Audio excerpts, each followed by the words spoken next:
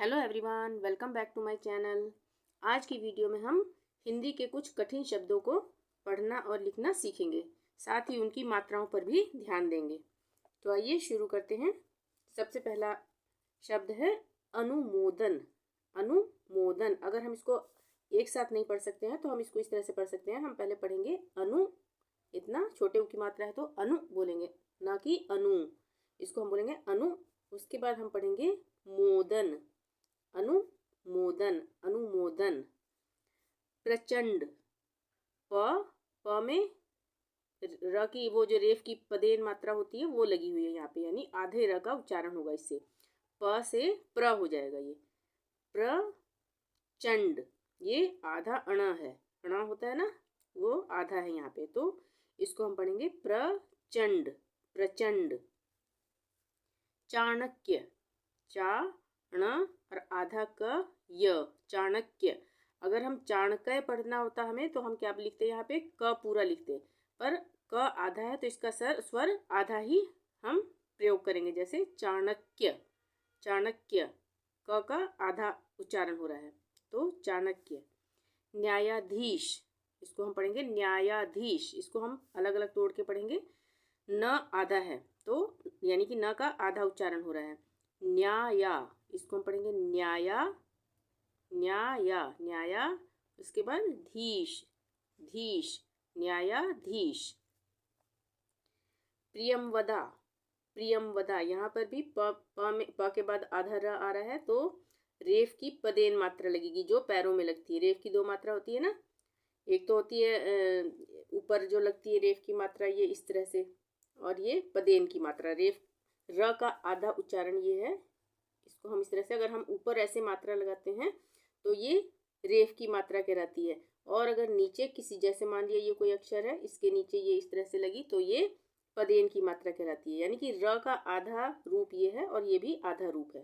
ठीक है, तो ऊपर जो लगती है उसको हम रेफ की मात्रा कहते हैं, इसको पदेन की मात्रा कहते हैं, र का आधा उच्चारण। तो यहाँ पे क्या हम पढ़ रहे हैं, प्रियमवदा, प्रियमवदा। प में आधा र, प्रि, ये छोटी की मात्रा हो गया, प्रि हो गया। उसके बाद य के ऊपर बिंदी है तो यम हो गया, प्रियमवदा, प्रियमवदा। पदोन्नति, पदोन्नति, यहाँ पे पदोन्नति बोल रहे हैं तो आधा न और पूरा न दोनों आएगा, पदोन्नति। लंबोदर, लंबोदर, यहाँ पर लंबोदर नहीं पढ़ रहे हैं, हम पढ़ रहे हैं लंबोदर, तो म का आधा रूप आएगा, यहाँ पे आधा उच्चारण है म का, लंबोदर। उच्चाधिकारी, उच्चाधिकारी, इसको हम कैसे पढ़ेंगे, तोड़ के पढ़ना चाहे तो इसको हम पढ़ेंगे उच्चा। सबसे पहले हम पढ़ लेंगे उच्चा, ये आ की मात्रा तक। उसके बाद धिकारी, उच्चाधिकारी, उच्चाधिकारी। यहाँ पे उच्चा में आधा च और पूरा च दोनों आएगा, उच्चाधिकारी। कृपाण, कृपाण, कृपाण में ये री की मात्रा है। ये जो री होता है इस तरह से, ये तो ये वाली इसकी जो हमने निकाल के यहाँ पे लगा दिया, इसको री की मात्रा कहते हैं। तो ये हो गया कृपाण, कृपाण। अगर हम क्र बोलते तो इस तरह से ये वाली मात्रा लगती क में, पर यहाँ पे हम बोल रहे हैं कृपाण। ठीक है, क्र नहीं बोल रहे हैं, क्री बोल रहे हैं, कृपाण। अंतर्मुखी, अंतर्मुखी, अंतर के बाद त के बाद र का उच्चारण आ रहा है तो उसके अगले अक्षर पर ही र की मात्रा लगेगी, ना कि र इससे पहले लगेगी। अंतर्मुखी, अंतर्मुखी। ठीक है, तो त के बाद जो र आ रहा है वो अगले अक्षर पे लगेगा, अंतर्मुखी, अंतर्मुखी। ये है रेफ की मात्रा, यानी आधे र का उच्चारण हो रहा है यहाँ पे। प्रवचन, प्रवचन, ये बताया था मैंने पदेन की मात्रा, तो प्रवचन, प के साथ र आ रहा है तो प्रवचन। प्रज्वलित, प्रज्वलित, यहाँ पे ध्यान से देखेंगे, प्रज्वलित में प में वही रेफ की मात्रा, पदेन की मात्रा है, ये र के उच्चारण के लिए आधे, और उसके बाद ज्वलित है तो यहाँ पे दोनों ज आधे आएंगे, पूरे नहीं आएंगे, प्रज्वलित। ठीक है, कई लोग लिख देते हैं, जैसे उज्ज्वल लिखना हो तो कई लोग लिख देंगे इस तरह से उज्ज्वल, ये गलत है, ये गलत है। दोनों ज आधे आएंगे उज्ज्वल में भी इस तरह से। ठीक है, तो ये भी प्रज्वलित में भी दोनों ज आधे आएंगे। श्रद्धालु, श्रद्धालु, हम कैसे बोल रहे हैं? श्रद्धालु। तो श्र तो आ ही गया, उसके बाद ये द है, श्रद्ध आधा द यहाँ पे आ जाता है, ये इस तरह से आधा द बनता है। उसके बाद ये ध पूरा बनता है, द आधा ध पूरा, तो श्रद्धालु। स्वाभिमान, स्वाभिमान, इसको अलग अलग तोड़ के पढ़ सकते हैं, स्वा उसके बाद भिमान, स्वाभिमान, आसान है ये, स्वाभिमान, इस तरह से लिखेंगे। अन्नपूर्णा, अन्नपूर्णा में आधा न और पूरा न दोनों आएगा। अन्नपूर्णा, पूर्णा, पू के बाद आधा र का उच्चारण आ रहा है, तो यहाँ पे रेफ की मात्रा न पे लगेगी, पूर्णा। ज्वलनशील, यह है ज्वलनशील, आधा ज व ल न, ज्वलन, इसको एक साथ पढ़ेंगे, ज्वलन और शील। अगर यहाँ पे पूरा ज होता तो हम इसको क्या पढ़ते? जवलन, ज्वलनशील पढ़ते, पर यहाँ पे हमने क्या, ये शब्द जो होता है ये होता है ज्वलनशील, जो जलने में बहुत ज़्यादा, मतलब एकदम से जल जाता है जो, उसको बोलते हैं ज्वलनशील। तो यहाँ पे हम आधे ज को प्रयोग करेंगे लिखने में, ज्वलनशील।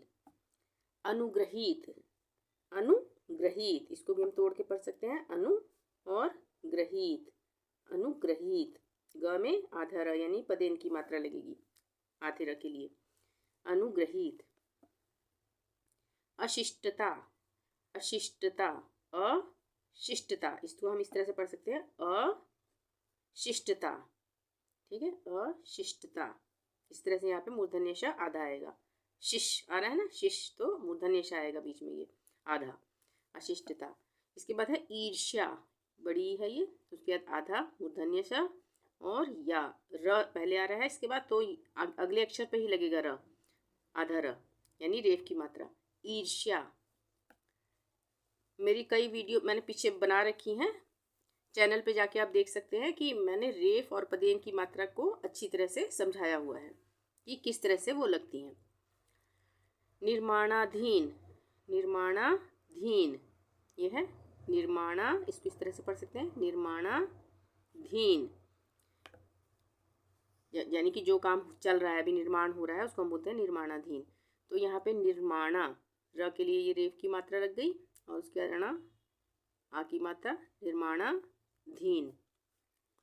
प्राकृतिक, प्राकृतिक, अब यहाँ पे भी प्रा ये हो गया, पदेन की मात्रा र के लिए, आधे र के लिए प्रा हो गया, और क में री की मात्रा, वो जो मैंने ऊपर बताई थी अभी, क्री हो गया, तिक, प्राकृतिक, प्राकृतिक, नेचुरल, जिसको हम बोलते हैं इंग्लिश में प्राकृतिक।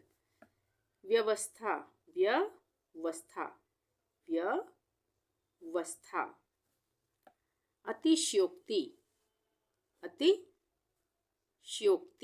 इस तरह से लिखेंगे, अति और आधा श आएगा यहाँ पे, यहाँ पे लाइन खींचते हैं ना पूरे श के लिए, तो वो लाइन नहीं लगेगी, आधा श हो गया, उसके बाद यो हो गया, उसके बाद ती, हम क्या बोल रहे हैं? अतिशयोक्ति, तो क और त दोनों आ रहा है, उसके लिए हम इस तरह से बनाएंगे, अतिशयोक्ति, त पूरा बनता है, क आधा, अतिशयोक्ति। प्रगतिशील, प्रगतिशील, प्रगतिशील।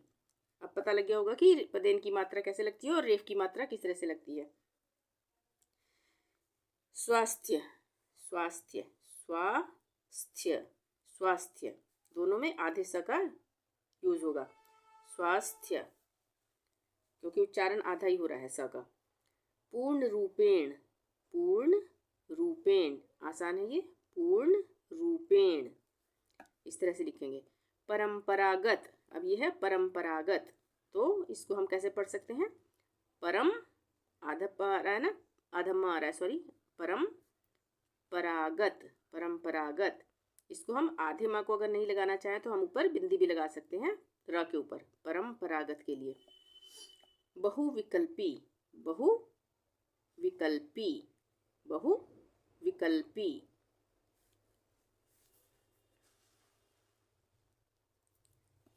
अभिव्यक्ति, इसको हम कैसे तोड़ के पढ़ सकते हैं? अभि और व्यक्ति, आधा व आ रहा है ना, व्यक्ति, अभिव्यक्ति। कार्यकर्ता, कार्यकर्ता, ये भी आसान है, कार्य और कर्ता दोनों में ऊपर आधा र का उच्चारण आ रहा है, तो यहाँ पे रेफ की मात्रा लगेगी, कार्यकर्ता। अविश्वसनीय, अविश्वसनीय। इसको कैसे पढ़ेंगे?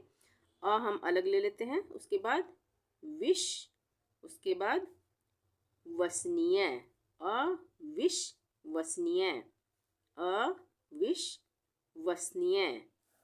यजुर्वेद, आसान है, यजुर्वेद, यजुर्वेद। आह्वान, आह्वान, इसको हम क्या पढ़ रहे हैं? आह्वान। तो यहाँ पे आ के बाद आधा ह आ रहा है और व पूरा आ रहा है, तो आह्वान, वान ये हो गया आह्वान, आधा ह और व पूरा, आह्वान। उद्यान, अब हम यहाँ पे देख लेते हैं, आह्वान को हम इस तरह से भी लिख सकते हैं, आ और ह आधा बताया मैंने, तो ह आधा बनाने के लिए ये हलंत भी लगा सकते हैं और उसके बाद वान लिख देंगे, आह्वान। उसी तरह से उद्यान, उद्यान हम इस तरह से भी लिख सकते हैं, द आधा और य पूरा, ठीक है। तो उद्यान, इसको हम इस तरह से लिख सकते हैं, उ द आधा, ये हलंत लग गया, या न, उद्यान। उसी तरह से विद्यालय, विद्यालय में भी द आधा आ रहा है, य पूरा आ रहा है, तो विद्यालय को हम इस तरह से भी लिख सकते हैं, वि द आधा, ये बन गया यालय, विद्यालय। बुद्ध देव, अब यहाँ पे बुद्ध देव है, यहाँ पे भी द आधा आ रहा है और ध पूरा बन रहा है, बुद्ध देव इस तरह से लिख सकते हैं। और साथ ही इसको हम इस तरह से भी लिख सकते हैं, बुद्ध देव के लिए आधा द और ध बन गया ये बुद्ध, उसके बाद देव, ठीक है। बुद्ध देव, द को आधा बनाने के लिए हलंत लगा दिया और ध पूरा आ गया और देव, बुद्ध देव। तो आज की वीडियो में इतना ही। वीडियो पसंद आई हो तो प्लीज़ लाइक ज़रूर कर दें, चैनल को अभी तक सब्सक्राइब नहीं किया तो प्लीज़ सब्सक्राइब कर लें और शेयर ज़रूर करें। थैंक यू, मिलते हैं नेक्स्ट वीडियो में। Till then bye bye.